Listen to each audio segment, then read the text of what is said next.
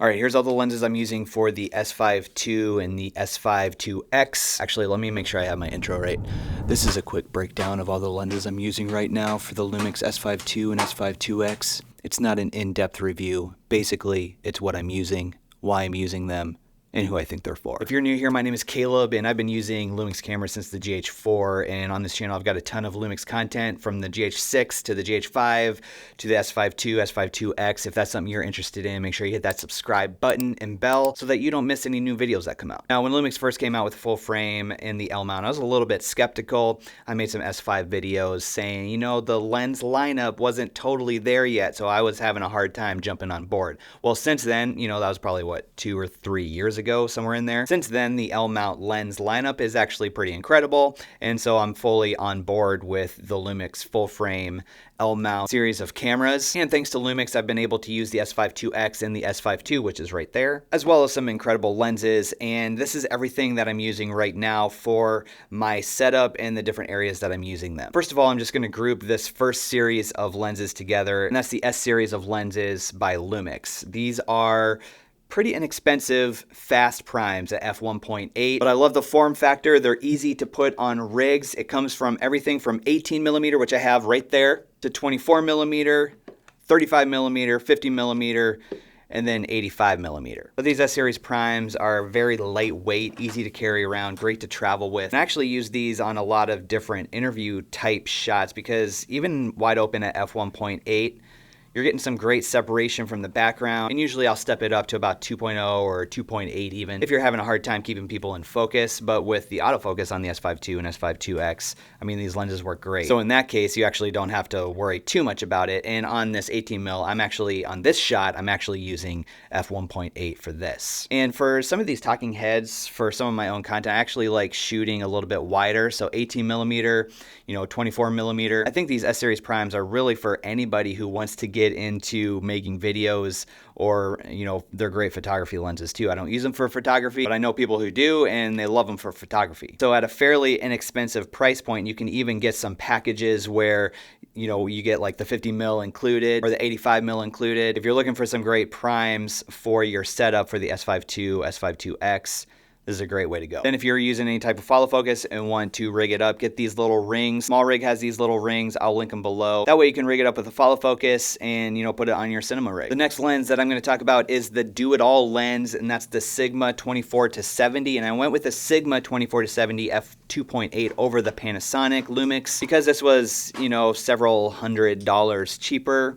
It's just as fast, it gives a great image, and I very loosely compared it with the Panasonic 24-70mm with my buddy Jonah that you can check out in this video right here. The autofocus works great on it. It's a solid body. It's a heavy lens, so it's pretty heavy to travel with. If you're zooming out, it pops out the end. I don't love that. I purchased this lens because I kind of wanted a do-it-all type lens that I could toss on, especially for some client shoots that I need some B-roll that I would shoot with the S5II or S5IIX. And it's just a great focal length. I mean, really the 24-70 is do-it-all, all around, just everyday great lens. So if you can get your hands on a 24-70mm f2.8, either the Lumix version or the Sigma version, you'll really be happy with that investment. It makes having those different focal lengths, the 24mm, which is a little bit wider, to a little bit more telephoto 70mm, you're just able to get a great variety, wide range of shots with that focal length. So really, I think it's for anybody who wants to use the S5II or S5IIX. Invest in that 24-70mm f2.8. I really think you'll be happy that you did. The next lens I'm talking about is a content machine, and that is the 16-28mm f2.8 from Sigma. But the reason I don't have it on the camera right now is because I wanted to put it on screen and actually talk about it. This is a contemporary series lens from Sigma, and this thing is super sharp. One of the things I like about the Sigma lenses is that they're super sharp, color's great. The autofocus on the S5II and S5IIX work incredible. And remember I said I like shooting some of my content a little bit wider? Well, this goes to 16mm, which is super wide on a full frame camera. And I don't really vlog or anything like that, but I know a lot of vloggers like that 16mm on their full frame cameras. And then you have up to a 28mm. I do wish, and there are some options like this, but I do wish that this particular lens went to a 35mm. I think I could benefit just a little bit from having that little extra reach on this lens as a content lens. And I understand there's lenses that go up to 35mm that are wide. This one is something that was fast at f2.8, had multiple focal lengths that were wide. This one fit the bill, and I can really shoot a bunch of different type of content with this lens. So I primarily use this lens for my own content. I don't do a lot of client work with this lens, and I think that's who that lens is for, people who want to make their own content. I don't love it for client work, but I do love it for content. The next lens that I'm going to talk about is the non-pro Lumix 70 to 200mm. This is the f4, not the f2.8, and I'm thankful to Lumix for letting me use this lens as well. And it does have the focus clutch, autofocus, manual focus. And the thing I like about this is that it has the optical image stabilization built into the lens. So with the S5II or S5IIX, if you use this lens, you have that dual IBIS, which is awesome, especially on a telephoto lens like this, where you have a super long focal length. This has an internal zoom, so there's no like popping out of the end. I wish all variable focal lenses were like this. Also has a tripod mount on here, which is great. And I don't use this lens a ton because I usually shoot a little bit wider, but I have been loving the telephoto look lately. And I have been using it on different like product shoots and things like that, just to really just smash the background. If you're into any type of sports photography or videography, having a telephoto lens like this, and I think the f4 honestly is fast enough for some of that. You might want to go with the pro version at f2.8. You will be spending a lot more, but having a good telephoto 70 to 200 lens is actually a lot of fun. And I highly recommend that if you can, make the investment to put one of these on your camera. I'm going to talk about this unloved kit lens, the Lumix 20 to 60mm. It's a variable aperture lens, so if you're at 20mm, you'll start at f3.5. If you go up to 60mm, you'll start at f5.6. And that's the fastest you'd be able to go at those focal lengths. I'll be honest with you, if you are getting the kit that comes with this, great. Autofocus works great. Use it as long as you can until you can invest in some other lenses.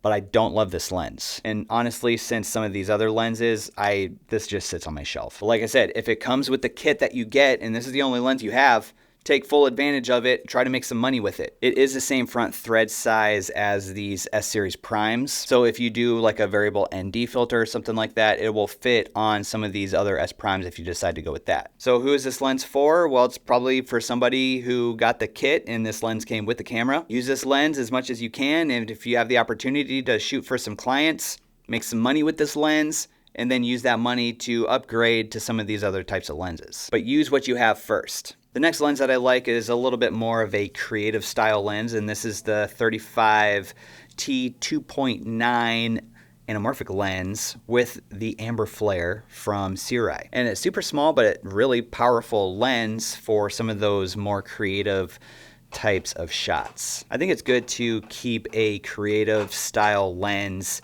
in your arsenal just so that you can switch it up every once in a while. And you can obviously check out the video I made about this lens right up here. But this is a solid part carbon fiber, part metal, lightweight, tiny lens that you can just toss in your bag. That way you have with you if you want to get any anamorphic style shots or any creative style footage. I don't really use it on client shoots because I don't do a lot of anamorphic work for clients. This lens really is for anybody who wants to get into some more creative narrative style, short film. You know, these Lumix cameras have some great anamorphic options. So keeping an anamorphic lens on hand, I mean, really is a simple process once you set that up on your S5II or S5IIX. So one of the things I'm always kind of taking into consideration is kind of some next steps in my production process. Part of that process is like, what is some next steps as far as lenses go? Now, I'm totally happy and get a ton of use out of this setup right here, but always thinking ahead, what are some next steps that I would do if I were to upgrade some lenses, or what direction would I go on some next purchases for lenses? And I would probably go with more of a cinema style lens for the S5II and S5IIX. But I'll keep you posted on that, and of course there will be some videos if I decide to go that route. Let me know in the comments what lenses you're using right now, why you're using them, and we can get a conversation started down there. Now, if you're looking for a little bit more in-depth look at these S-Series Prime lenses by Lumix, make sure you check out the video that's popping up on your screen right here. I go into why I think these lenses are so good. I'll catch you in the next video.